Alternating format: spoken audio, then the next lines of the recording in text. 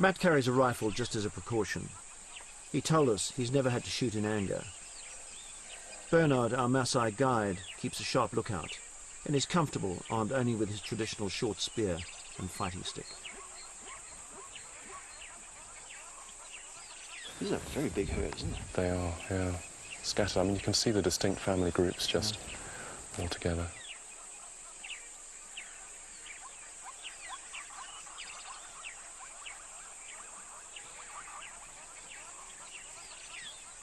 So once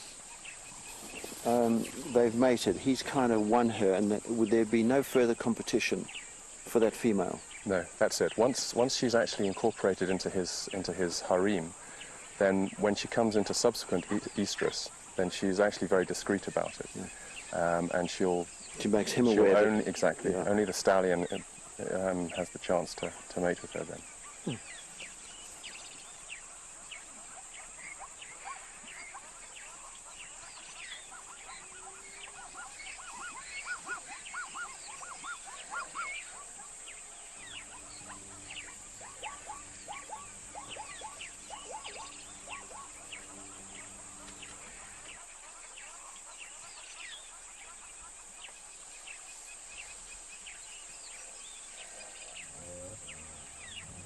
It's the immensity of it all that grabs you. Vast skies, endless wide plains, and horizon-to-horizon line of animals, grunting and snorting their way home to the sweeter pastures of the Serengeti. But when the rains return to the Mara, the movement will reverse as the herds head back here again, a never-ending cycle.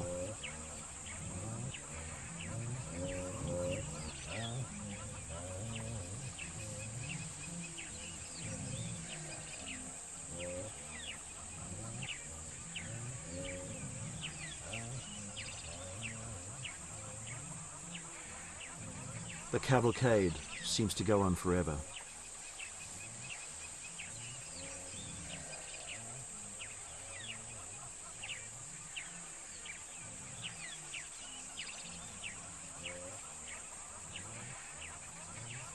Like Topi on a termite mound, Raymond on a rock gets a slightly better vantage point.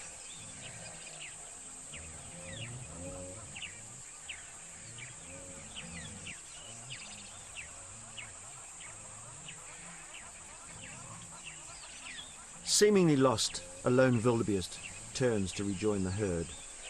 Not endangered, but a species classed as vulnerable, a ground hornbill catching and dispatching one of its favoured morsels, a frog. Oh, there's something very special about this species of acacia. This is called the whistling thorn.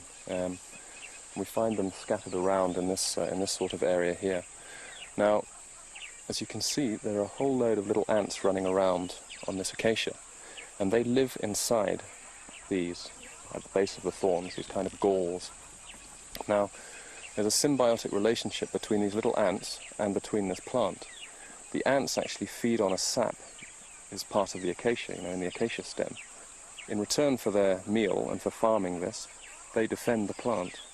So if something comes along, let's say giraffe again, comes along and starts nibbling at the leaves of this the whistling thorn, the ants rush out and come out to the tips of these thorns, moving around, very excitedly, and they spray formic acid, okay?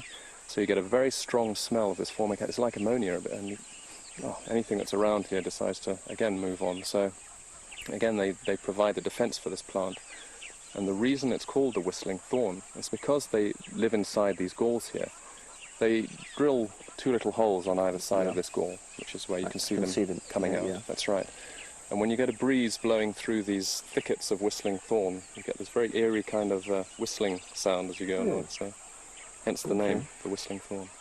Can I borrow your stick, Bernard? Thanks. Okay. Go downwind of it. Okay. Come quite close in. Quite close in. Is this safe? That's perfectly safe. Okay. You don't get an ant up your nose. Yeah, I won't get that close. And then I'm just going to tap it, and they'll start moving around and spraying their... Oof. Did you get a smell of it? It's horrible. It's really not very nice. Rotten socks. A little worse than that, actually.